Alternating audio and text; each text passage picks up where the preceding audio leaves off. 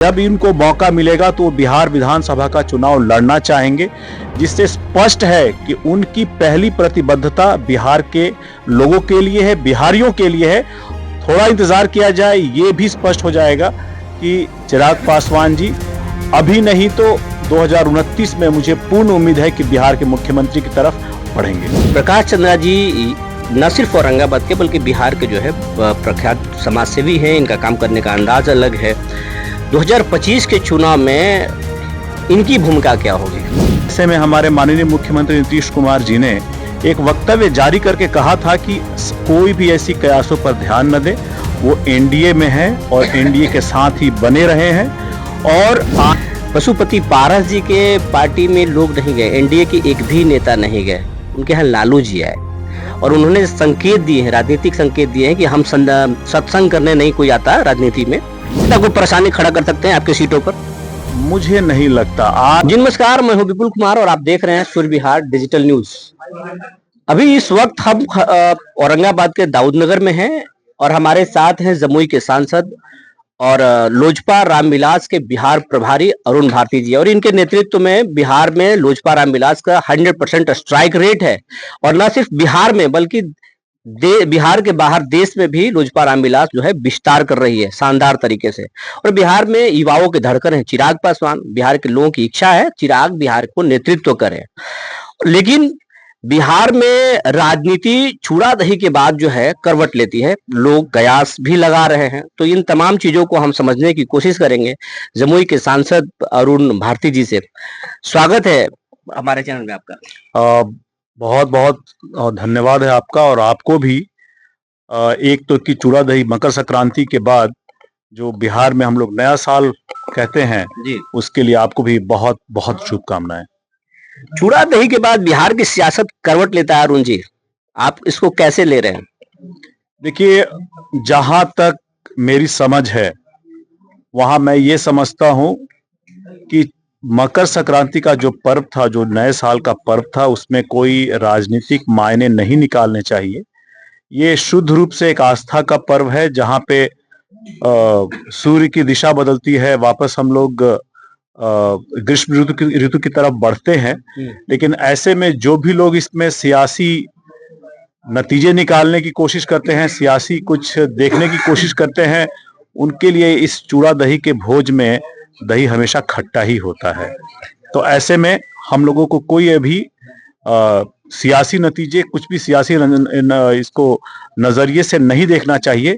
एक शुद्ध रूप से एक पर्व के रूप में देखना चाहिए जो अब आने वाले समय में बिहार में राजनीति की क्या दिशा और दशा होगी, उसको अपने अपने दलों के उद्देश्य और दलों का जो ऑब्जेक्टिव है उसके हिसाब से तय किया जाएगा। आने वाले समय में क्या गठबंधन कैसे बनेंगे, क्या चुनाव में कैसे क्या तैयारियां होंगी, उस बारे में भी आपको देखने को मिलेगा भविष्य में। लेकिन लोक जनशक्ति पार्टी रामविलास के तौर पर मैं आपको ये कह सकता हूं कि हम लोग पूरे के पूरे 243 सीटों पर अपनी तैयारी कर रहे हैं, मजबूत तैयारी कर रहे हैं। और जहां जहां गठबंधन में जो भी सीटें मिलेंगी वहां हम लोग मजबूती से चुनाव लड़ेंगे, और जहां हम चुनाव नहीं लड़ेंगे वहां अपने गठबंधन के सहयोगियों को मजबूती से जिताने का प्रयास करेंगे। तो हमारी तैयारी पूरे के पूरे 243 सीटों पर रहेगी। एक सवाल करना चाहेंगे कि आपके यहाँ जब लोजपा रामविलास के दफ्तर में जब चूड़ा दही का पार्टी आयोजित किया गया, उसमें सीएम भी आए, बीजेपी के सारे दिग्गज आए, एनडीए के सारे लोग आए, लेकिन पशुपति पारस जी के पार्टी में लोग नहीं गए, एनडीए के एक भी नेता नहीं गए, उनके यहाँ लालू जी आए और उन्होंने संकेत दिए हैं, राजनीतिक संकेत दिए हैं कि हम सत्संग करने नहीं कोई आता राजनीति में, राजनीति करने आते हैं। राजनीति में तो उसको जमात नहीं होता है। उनका कहना था कि राजनीति में साधु का जमात नहीं होता। बात सही है, लेकिन राजनीति में वही आगे बढ़ता है जो एक धीर, गंभीर और एक स्थिर स्थिति लेकर के चलता है। अगर हमें सीटें नहीं मिलेंगी तो हम तुरंत एक बंदर की तरफ उदक के इधर से उधर चले जाएंगे। ये जो रवैया है ये सही नहीं है। देखिए, इतना हमारी पार्टी और परिवार टूटने के बाद भी हमारे राष्ट्रीय अध्यक्ष श्री चिराग पासवान जी ने कभी भी आदरणीय प्रधानमंत्री श्री नरेंद्र मोदी जी का हाथ नहीं छोड़ा था। और इसी का नतीजा रहा कि वो 3 साल के संघर्ष के बावजूद जब उन्हें प्रधानमंत्री जी ने बुलाया, गले लगाया, तो वो एनडीए गठबंधन में वापस आए हैं। कभी भी उन्होंने ये नहीं कहा कि मैं महागठबंधन की तरफ जाऊंगा, मैं राजद की तरफ जाऊंगा। कभी भी उन्होंने कोई प्रेशर पॉलिटिक्स नहीं की। उन्होंने अपनी राजनीति की, बिहार की राजनीति की, बिहारियों के लिए राजनीति की। लेकिन जिस तरह से राजनीति सामने वाले दल जो कर रहे हैं, पशुपति कुमार पारस जी, कि अगर हमें सीटें नहीं मिलेंगी तो हम कहीं और चले जाएंगे, हम महागठबंधन में चले जाएंगे, तो ये उनकी राजनीति है। आपको नहीं लगता कोई परेशानी खड़ा कर सकते हैं आपके सीटों पर?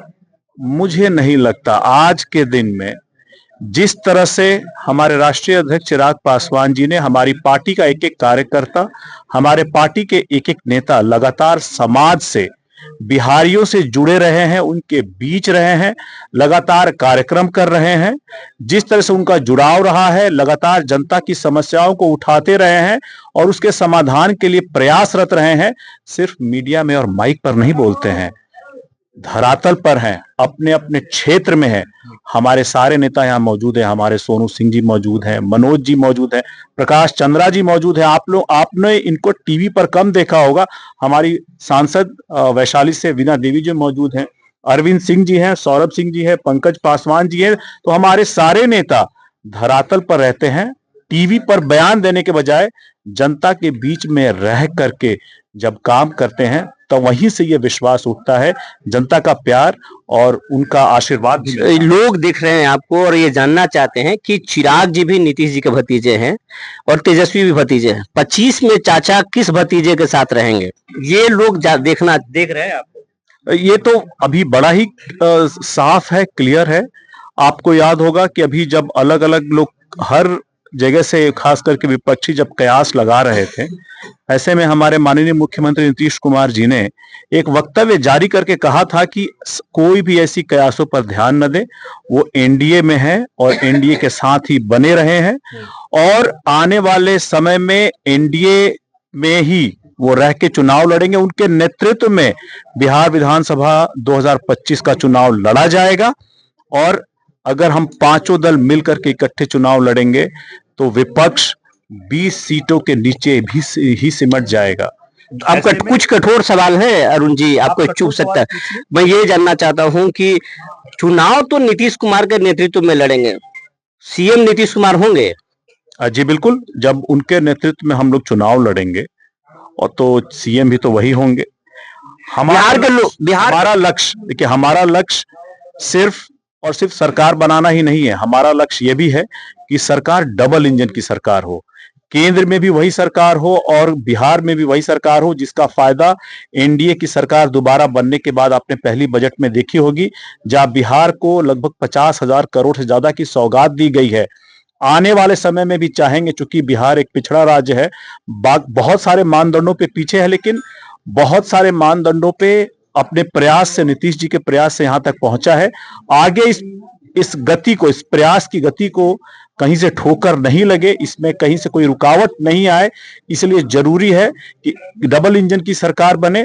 और जरूरी इसलिए भी है कि जंगल राज के जो वाहक लोग रहे हैं उनको रोका जाए, क्योंकि जब भी वो यहां पर आते हैं सरकार में, तब उन्होंने विकास की गति को हमेशा रोकने का ही काम किया है, सिर्फ अपना और अपने परिवार को आगे बढ़ाने का काम किया है। इस चीज को हम लोग रोकना चाहेंगे, इसलिए हम लोग चाहेंगे कि नीतीश जी के नेतृत्व में सरकार बने और ये चुनाव हम लोग नीतीश जी के नेतृत्व में, माननीय प्रधानमंत्री आदरणीय नरेंद्र मोदी जी के नेतृत्व में और हमारे राष्ट्रीय अध्यक्ष चिराग पासवान जी के नेतृत्व में लड़ेंगे और डबल इंजन की सरकार हम लोग बनाएंगे। इसका पूरा का पूरा मुझे यकीन है, विश्वास है हमारे कार्यकर्ताओं को। बिहार के लोग चाहते हैं कि चिराग पासवान बिहार के सीएम हो, क्योंकि उनका जो विजन है बहुत साफ है और खास करके युवा चाहते हैं। ये सपना बिहार के लोगों का कब पूरा होगा, युवाओं का ये सपना कब पूरा होगा?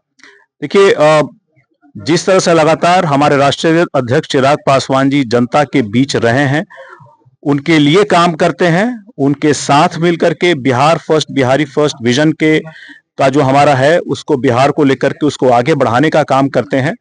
हमारी पार्टी के नेता, कार्यकर्ता और बिहार की जनता भी बहुत हद तक चाहती है कि उनको बिहार का मुख्यमंत्री का दायित्व मिले। अब दो ये इस सवाल का जवाब अभी भविष्य में है, थोड़ा और इंतजार किया जाए। उन्होंने खुद ही अपनी इच्छा जताई है कि जब इनको मौका मिलेगा तो वो बिहार विधानसभा का चुनाव लड़ना चाहेंगे, जिससे स्पष्ट है कि उनकी पहली प्रतिबद्धता बिहार के लोगों के लिए है, बिहारियों के लिए है। थोड़ा इंतजार किया जाए, ये भी स्पष्ट हो जाएगा कि चिराग पासवान जी अभी नहीं तो 2029 में मुझे पूर्ण उम्मीद है कि बिहार के मुख्यमंत्री की तरफ बढ़ेंगे। दो सवाल करेंगे अब, एक लोकल सवाल करेंगे और दूसरा एक सवाल करेंगे कि रामविलास पासवान जी राजनीति के मौसम वैज्ञानिक कहे जाते थे, जहां वो होते थे सत्ता वहीं रहती थी। चिराग पासवान भी करते हैं पॉलिटिक्स, बट ये कड़े निर्णय लेते हैं। बिहार ने देखा है चिराग पासवान को कठोर निर्णय लेते हुए, जो उनके हित से भी अलग था, रिस्क लिए है वो। तो रामविलास पासवान जी के पॉलिटिक्स अच्छा था या चिराग पासवान जी के पॉलिटिक्स आपको अच्छा लगता है? देखिए, दो अलग अलग व्यक्तित्व हैं, दो अलग अलग नेतृत्व हैं और दोनों के काम करने का तरीका अलग अलग है। लेकिन आपको ये मानना पड़ेगा कि आज के दिन में अगर वो किसी से सबसे ज्यादा प्रेरणा लेते हैं तो हमारे श्रद्धेय श्री रामविलास पासवान जी से ही लेते हैं। तो उनके भी गुण उनके अंदर हैं, इसके साथ साथ उनमें कठोर निर्णय, एक डिसाइसिव लीडरशिप जिसको कहते हैं, उसकी भी क्षमता है। तो उनके अंदर तो ये क्षमता है कि आने वाले वक्त में वो बिहार में राजनीति की दिशा और दशा बदल देंगे को भी तय करने की क्षमता रखते हैं। और मुझे पूर्ण उम्मीद है कि जिस तरह से लगातार वो जनता के लिए काम कर रहे हैं, आने वाले वक्त में आप उनको बिहार में खास करके एक बड़े नेतृत्व के रोल में देखेंगे। एक सवाल है, स्थानीय सवाल है कि प्रकाश चंद्रा जी न सिर्फ औरंगाबाद के बल्कि बिहार के जो है प्रख्यात समाजसेवी हैं, इनका काम करने का अंदाज अलग है। 2025 के चुनाव में इनकी भूमिका क्या होगी? 2025 में प्रकाश चंद्रा जी की भी वही भूमिका होगी जो पार्टी के हर कार्यकर्ता और नेता की होती है। हमारे पार्टी के हर कार्यकर्ता और नेता अपने नेता के प्रति, चिराग पासवान जी के प्रति समर्पित हैं और उनकी तरफ से जो भी आदेश निर्देश मिलेगा उसके लिए हमारे पार्टी का हर नेता और कार्यकर्ता तैयार है। प्रकाश जी भी उसी कड़ी में हमारे एक मजबूत स्तंभ के रूप में अपने नेता के आदेश के अनुसार ही आगे तैयार रहेंगे। बिहार में अभी क्राइम अनकंट्रोल हो गया है। औरंगाबाद में 3 घटनाएं हुई हैं, 2 घटनाएं तो बहुत ही निर्मम हत्या हुई है, पीट पीट कर हत्या हुई है। नहीं लगता कि सरकार के लिए सही नहीं है? देखिए, कोई फेलियर है? जहां भी इस तरह की घटनाएं हुई है, चूंकि अगर आप इसको देखेंगे कि जहां भी ऐसी कोई घटनाएं हुई है तो यहाँ पे रूल ऑफ लॉ है, तुरंत ही सरकार ने उसके ऊपर एक्शन लिया है, कार्रवाई शुरू की है और जो भी दोषी है उसको पकड़ करके सजा दिलवाने का काम किया है। हमारी पार्टी भी मानती है कि ऐसे किसी भी अपराध में कोई भी संलिप्त हो उसको कानून के हिसाब से सजा मिलनी चाहिए। ये इसीलिए बेहतर है क्योंकि जंगल राज में कोई रूल ऑफ लॉ नहीं था। अभी जो सरकार है उसके अंदर रूल ऑफ लॉ है और रूल ऑफ लॉ के अंदर ये सारी कार्रवाई हो रही है। अपराध होंगे लेकिन अपराध पे कार्रवाई होना ये ज्यादा महत्वपूर्ण है। तो ये थे जमुई सांसद अरुण भारती जी। प्रधानमंत्री के हनुमान है चिराग पासवान और चिराग पासवान के हनुमान है अरुण भारती। इनके नेतृत्व में लोजपा रामविलास बेहतर तरीके से परफॉर्मेंस कर रही है और इनका कहना है कि आने वाले दिनों में चिराग बिहार के नेतृत्व करेंगे।